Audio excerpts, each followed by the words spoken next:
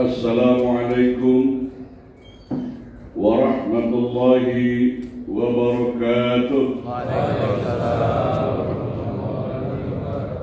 Allahu Akbar, Allahu Akbar,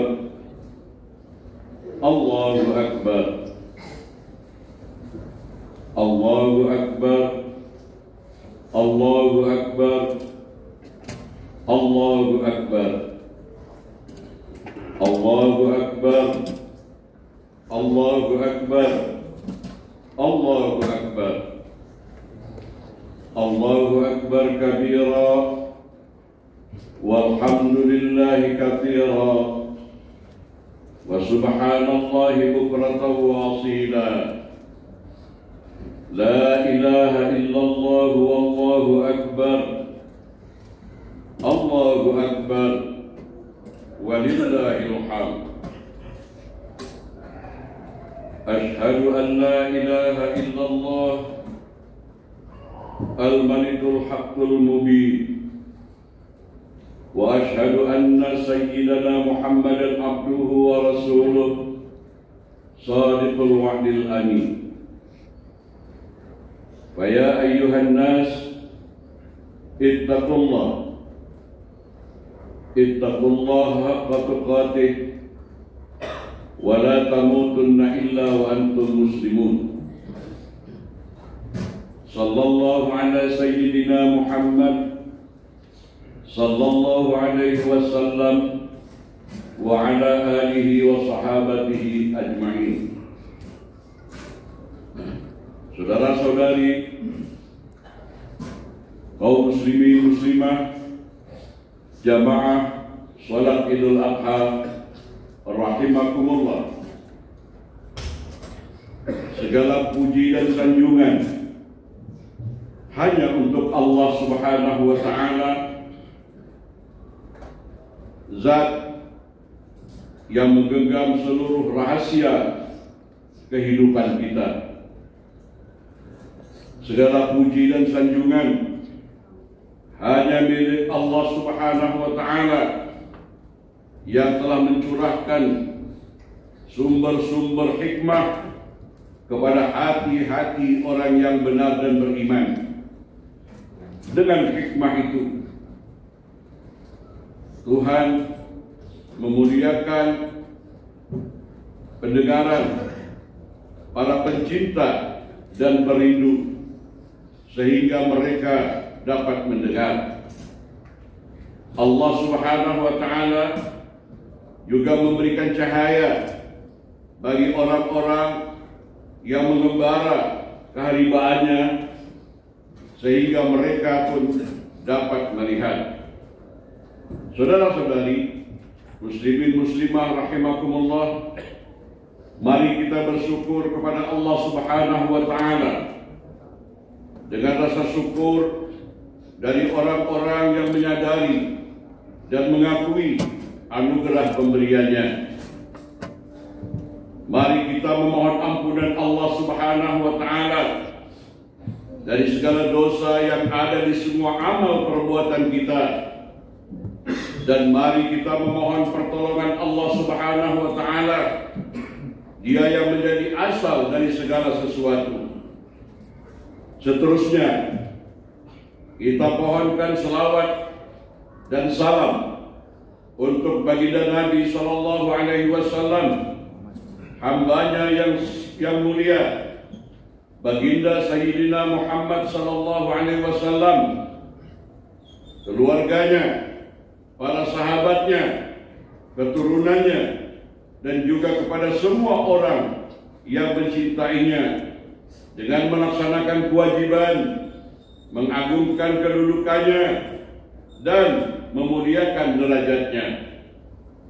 Kepada baginda Nabi Sallallahu Alaihi Wasallam dan mereka semua, kita haturkan ribuan salam, salam sejahtera, dan kita bersyukur di atas semuanya itu.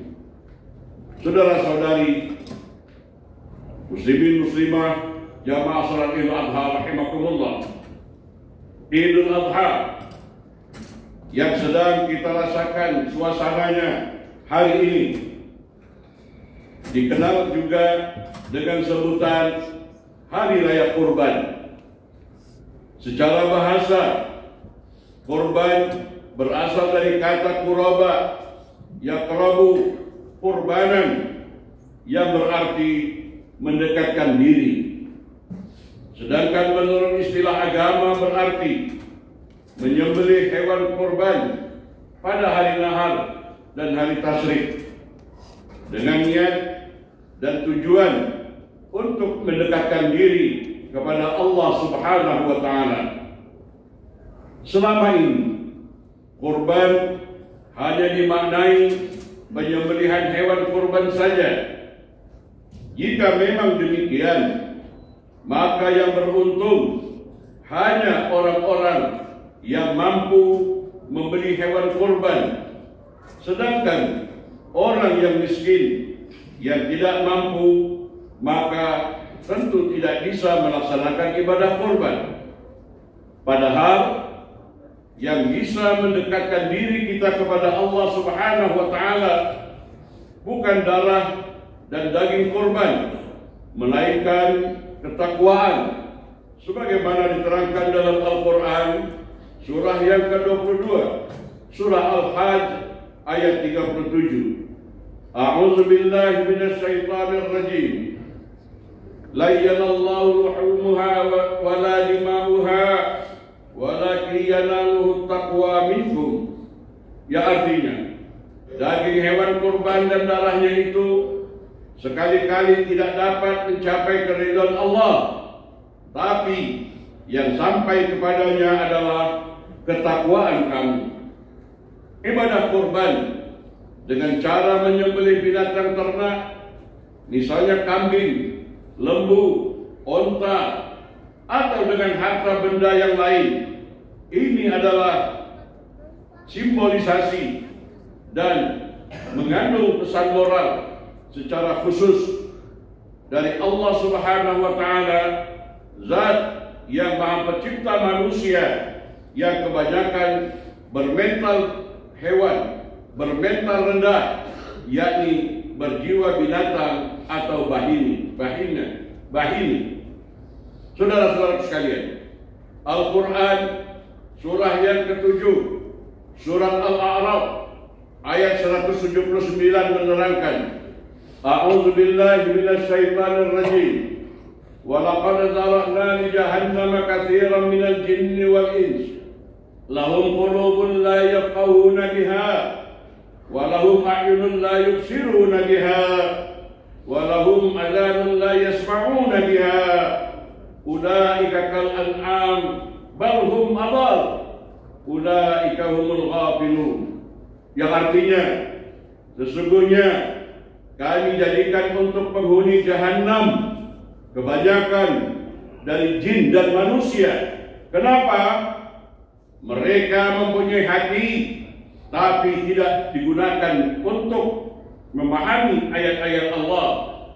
Dan mereka mempunyai mata, tetapi tidak dipergunakan untuk melihat tanda-tanda kekuasaan Allah.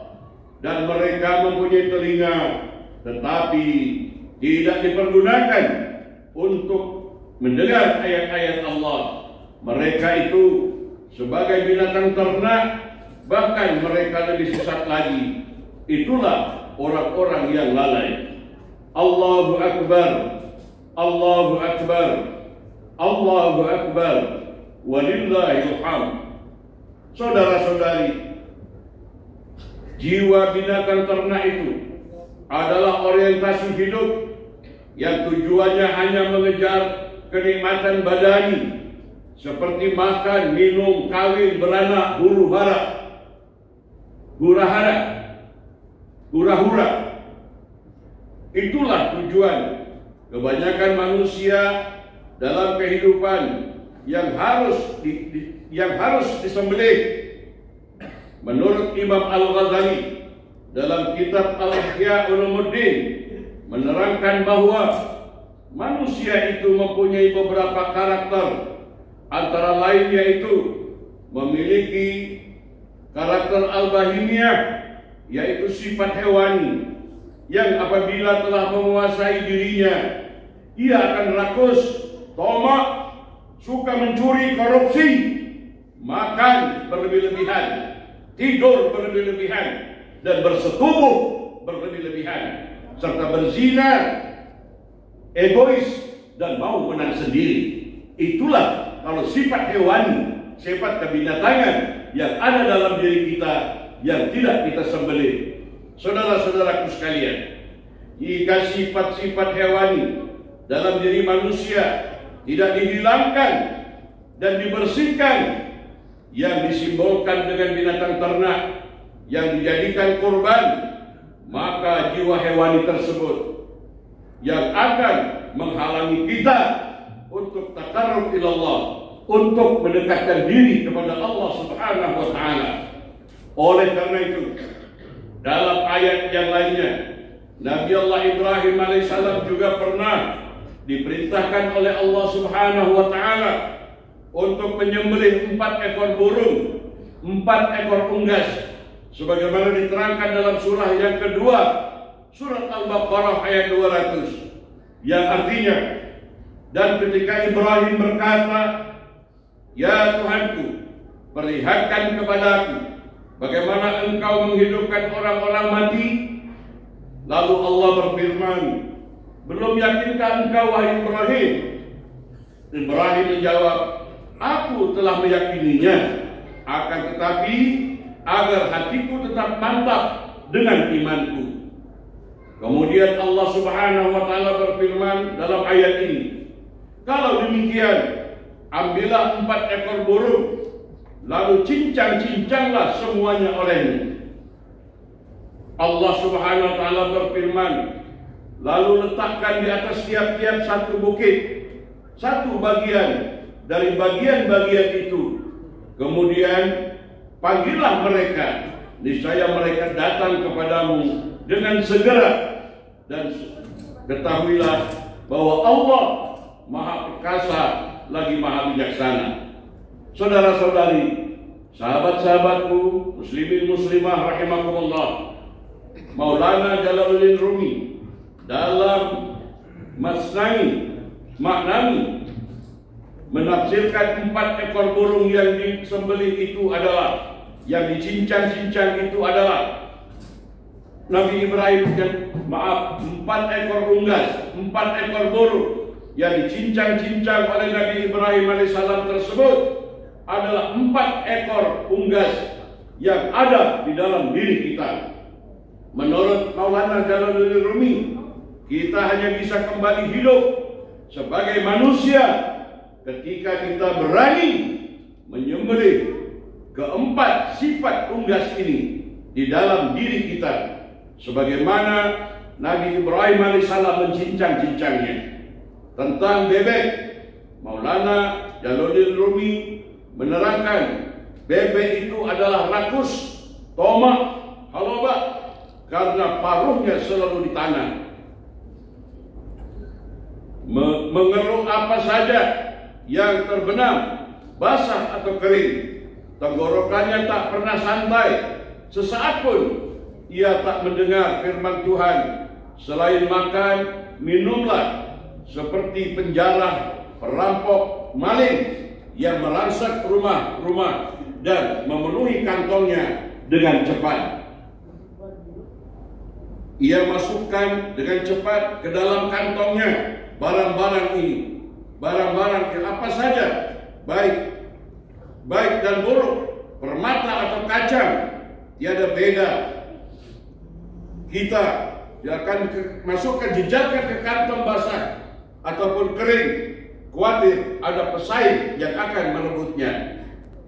Waktu mendesak, kesempatan sempit, ia ketakutan. Dengan segera di bawah tangannya ia tumpukan apapun yang dia dapat. Baru terpilih satu periode, sudah ketakutan bagaimana untuk mencapai periode yang kedua. Saudara-saudaraku sekalian, ini sifat rakus. Saudara-saudaraku sekalian, oleh sebab itu, saudara dan saudari, bagi yang mampu ataupun yang tidak mampu menyembelih hewan kurban, mari juga kita memperhatikan dalam diri kita ternyata dalam diri dan jiwa kita ada kebun binatang yang besar yang isinya penuh dengan aneka hewan. Dengan mengalahkan dan menyembelih sifat-sifat binatang yang ada di dalam jiwa kita, sehingga semua sifat binatang dalam diri kita sudah hilang, sehingga kita bisa mendekatkan diri kepada Allah Subhanahu wa Ta'ala, maka itulah hakikat korban yang sebenarnya. Allahu Akbar, Allahu Akbar, Allahu Akbar, walillahil hamd. Saudara-saudari, muslimin muslimah rahimakumullah, sekurang-kurangnya ada dua hikmah yang dapat kita ambil dalam ibadah kurban. Yang pertama, hikmah vertikal dan hikmah horizontal. Hikmah vertikal, karena ibadah kurban bertujuan untuk mendekatkan diri kepada Allah Subhanahu wa Ta'ala. Dan hikmah horizontal, dengan lantaran menyembelih hewan korban, dagingnya dapat dinikmati oleh orang-orang yang memerlukan, dan dari sinilah akan terbentuk solidaritas dan kebersamaan dan kesetiakawanan sosial. Hikmah yang kedua, hikmah sosial, moral, dan spiritual.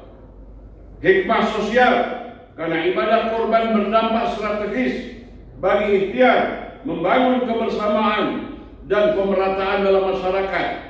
Misalnya, ada dalam masyarakat kita yang belum tentu dapat makan daging sekali dalam setahun, maka ibadah kurban dapat dijadikan sarana membangun kebersamaan dan keharmonisan hubungan antara yang punya dengan yang kurang mampu.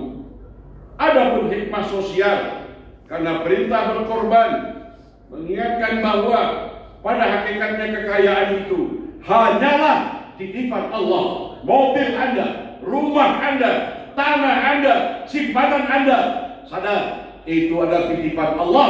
Allah akan melihat kemana kamu keluarkan, dari mana kamu dapatkan, akan diminta pertanggungan jawab dari Allah Subhanahu wa Ta'ala.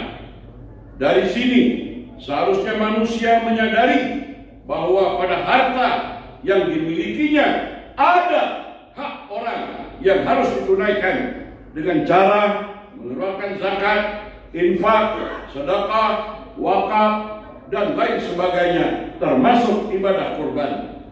Hikmah spiritual dimaksudkan sebagai jalan untuk mendekatkan diri kepada Allah Subhanahu wa Ta'ala dengan cara mendekatkan diri kepada sesama manusia. Sesama manusia, bukan sesama orang Islam saja. Hablum minan nas. Saudara-saudaraku sekalian, dalam hubungan dengan kehidupan kita sekarang, ibadah kurban mengandung beberapa pesan moral. Perhatikan ini. Yang pertama, para pemimpin yang seharusnya lebih dahulu mengambil pelajaran, menerapkannya, mengimplementasikannya nilai-nilai kurban. Bukan hanya dengan menyembelih hewan korban, tetapi juga dengan menyembelih, menghilangkan sifat-sifat kebinatangan. Ibadah kurban mengingatkan kepada elit pemerintahan, dari yang paling bawah sampai yang paling atas, pemimpin ormas sampai pemimpin-pemimpin partai politik, bahwa dengan siap menyembelih dan menghilangkan sifat-sifat kebinatangan yang ada, insya Allah mereka akan bermartabat di hadapan Allah kelak dan terhormat di mata manusia di dunia ini. Kehidupan kepada para pengusaha dan pedagang, berkorbanlah dengan menyembelih, menghilangkan sifat-sifat curang dan tidak jujur, menipu dan memperdaya pembeli. Jadilah pedagang dan pengusaha yang jujur, tidak berlaku zalim, memakan riba yang berlebih-lebihan, mencekik leher si penghutang. Sebab perbuatan tersebut adalah termasuk perbuatan yang dilarang keras oleh Allah Subhanahu wa Ta'ala, yang sangat berat balasan azabnya, baik di dunia ini maupun di akhirat kelak. Jadilah pedagang dan pengusaha yang dapat menjadi tiang tegaknya ekonomi kerakyatan. Yang ketiga, kepada aparat penegak hukum, berkorbanlah dengan menyembelih, menghilangkan cara-cara memperjualbelikan hukum. Hindari mafia peradilan dan mafia kasus. Jauhkan dan buang sifat-sifat perilaku menyuap dan disuap. Junjung tinggi keadilan. Jadikan hukum positif dan hukum normatif sebagai pertimbangan dalam memutuskan hukum. Asahlah terus keseluruhan hati nurani kita. Keempat, kepada para dosen, kepada para guru, para ustadz, termasuk saya, para alim ulama, pendidik lainnya, mari kita berkorban. Korbankan dengan kesungguhan dalam melahirkan generasi berilmu pengetahuan dan berakhlak mulia, serta melahirkan generasi yang melambangkan integritas antara kecerdasan akal, pikiran, dan kesadaran kalbu, intelektual quotient dan emotional quotient, antara kecerdasan akal, akhlak mulia, antara filsafat dan tasawuf. Yang kelima, kepada para orang tua dan anak-anak, jadikan Nabi Ibrahim alaihissalam, Siti Hajar radhiyallahu anha, dan putranya Nabi Ismail alaihissalam sebagai suri teladan dalam pengorbanan terhadap apa yang paling dicintainya. Di mana anak sematawayang Ismail alaihissalam yang dia rindukan bertahun-tahun kehadirannya, dia korbankan karena kecintaan dan ketakwaan kepada Allah Subhanahu wa taala di atas segala-galanya. Karena itu saudara-saudaraku sekalian, warisi anak-anak kita pendidikan yang benar agar mereka berilmu pengetahuan, memiliki ilmu yang bermanfaat dan berakal, bermoral, serta menjalin pergaulan yang terbaik. Ajari mereka betapa tinggi nilai kualitas sebagai manusia yang penebar cinta, damai, harmoni, dan kasih sayang, serta saling menghargai nilai-nilai kemanusiaan. Yang keenam, kepada para kita semua, muslimin muslimah, korbankan manisnya hartamu yang merupakan amanah dan titipan dari Allah. Jangan pelit, jangan kedekut, jangan bakhil, jangan hanya menjadi manusia peminta-minta saja. Tingkatkan juga harga diri kita untuk menjadi insan yang siap meminta dan siap memberi. Terima kasih, terima kasih, terima kasih. Mudah-mudahan khutbah ini menjadi pelajaran bagi kita dan dapat kita amalkan dalam sisa-sisa kehidupan yang ada ini. Barakallahu li wa lakum fil Qur'anil azim. Wa nafa'ani wa iyyakum bima fihi minal ayati wa zikril hakim. Wa taqabbala minni wa minkum tilawatahu innahu huwas samiul alim. Aqulu qawli hadza fastaghfirullaha li wa lakum wa lisairil muslimina wal muslimat wal mu'minina wal mu'minat fastaghfiruhu wa ya fawzal mustaghfirin wa ya najatat taibin.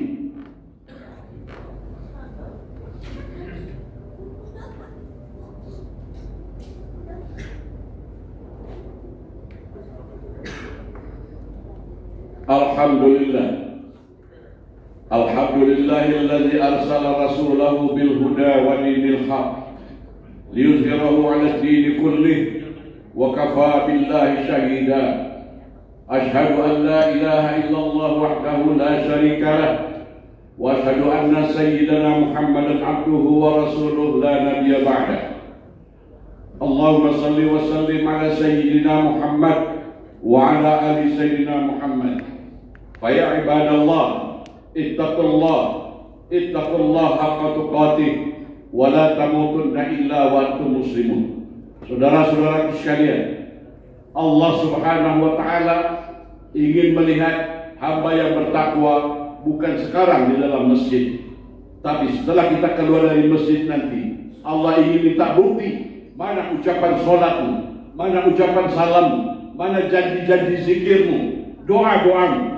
Oleh sebab itu saudara-saudaraku sekalian, saya menasihati diri saya, saudara-saudaraku, dengan penuh cinta dan kasih sayang, Mari segera kita sadari, kita implementasikan apa yang kita ucapkan di dalam sholat, yang kita dalam zikir, dalam baca Quran, dibuktikan di dalam akhlak perilaku kita sehari-hari. Kita malu melihat keadaan kita lupa begitu di jalan raya, akhlak kita sudah ketinggalan. Ya. Kita tidak mengikuti peraturan lalu lintas, pelotot-pelotot, tidak mengikuti peraturan, tidak ada hati nurani, nilai-nilai kemanusiaan. Allah, Rasulullah malu, Rasulullah kecewa. Di satu sisi kita mengharapkan syafaat baginda dengan selawat, tapi akhlak perilaku kita, mari kita ciptakan perdamaian, keharmonisan, kasih sayang, penebar cinta dan kasih sayang. Jangan gara-gara berpolitik saling menghujat, saling mencaci maki. Ingat, yang kita hujat, yang kita caci maki itu juga milik Allah, itu juga ciptaan Allah. Dosa kita kepada Allah, kita memohon ampun, taubatan nasuha. Tapi dosa kita memfitnah, menghujat orang, mencaci orang, memvonis orang. Kalau itu benar, itu juga dosa di muka air. Kalau tidak benar, berlipat-lipat ganda azabnya. Bukan di akhirat saja, dia akan kita terima di dunia ini karma terhadap anak cucu generasi kita. Oleh sebab itu, bersempena Idul Adha, mari kita rubah minda kita. Mari kita ciptakan salam Islam, itu damai, cinta kasih, kepanjangan Tuhan, Rahman dan Rahim. Semoga Idul Adha tahun ini membawa kesan yang indah dan timbul kesadaran kalbu kita dan kecerdasan akal kita. Kita harus kritis di dalam menerima dogma dan doktrin. Allah akan bertanya, afala ta'qilun? Mengapa kau tidak gunakan akal? Afala yatafakkarun? Mengapa kau tidak berpikir? Afala yatazakkarun? Mengapa kau tidak mengambil pelajaran? Mari kita manfaatkan apa yang dalam surat Al-A'raf ayat 179 tadi. Gunakan kalbu kita dengan penuh kesadaran. Gunakan akal kita dengan sebaik-baiknya agar kita mampu menjadi manusia insan kamil, insan yang benar-benar insan. Inna lillahi wa inna ilaihi raji'un. Kita berasal dari Allah, bukan ke surga, tapi kalau bisa kita kembali kepada Allah lagi. Inna lillahi wa inna ilaihi raji'un. Selamat merayakan Idul Kurban, selamat menunaikan ibadah kurban, dan semoga Allah memberkati diri kita, keluarga kita, anak cucu kita, masyarakat kita, dan negeri kita diturunkan rahmat, baldatun thayyibatun wa rabbun ghafur. A'udzu billahi minasyaitonir rajim. Bismillahirrahmanirrahim. Alhamdulillahi rabbil alamin. Wassalatu wassalamu ala asyrafil anbiya'i wal mursalin Sayyidina Muhammad wa ala alihi wa sahabati ajma'in. Ya Allah yang Maha Pengampun, di Idul Adha ini ya Allah, kami memohon ampunan atas dosa-dosa kami, kedua orang tua kami, saudara-saudari kami, muslimin muslimat, baik yang masih hidup maupun yang telah meninggal dunia. Ya Allah, kami juga menghaturkan doa kepada saudara-saudari kami yang saat ini sedang menunaikan ibadah haji. Lindungi mereka ya Allah, beri mereka kemudahan, beri mereka kesehatan zahir dan batin, dan kembali ke tanah air dengan selamat sejahtera, mendapat ganjaran haji yang mabrur dan mabrurah. Dan bagi kami yang berada di tanah air yang melaksanakan ibadah kurban, semoga Kau terima ibadah kurban kami ya Allah, dan kami termasuk hamba-hambamu yang di dalam firman-Mu di dalam surat Al-Kautsar. Kami termasuk orang-orang yang berkorban. Ya Allah, bagi kami yang tidak menyembelih hewan korban, kami tolong kami ya Allah, isi khutbah tadi, semoga kami dapat menyembelih, mengorbankan sifat-sifat yang tidak baik di dalam jiwa-jiwa kami. Jadikan kami kelak ya Allah kembali kepadamu, qalbun salim, membawa jiwa yang suci dan bersih. Rabbana atina fid dunya hasanah wa fil akhirati hasanah wa qina adzabannar. Ibadallah, innallaha ya'murukum bil 'adli wal ihsan wa ita'i dzil qurba wa yanha 'anil fahsya'i wal munkar wal baghi ya'idukum la'allakum tadhakkarun. Fazkurullaha 'azim yazkurkum was'aluhu yu'tikum wa la dzikrullahi akbar. Selamat Idul Adha. Semoga Allah Subhanahu wa taala merahmati, memberkati, mencintai, mengasihi diri kita, keluarga kita, dan masyarakat kita. Amin ya rabbal alamin. Wassalamualaikum warahmatullahi wabarakatuh.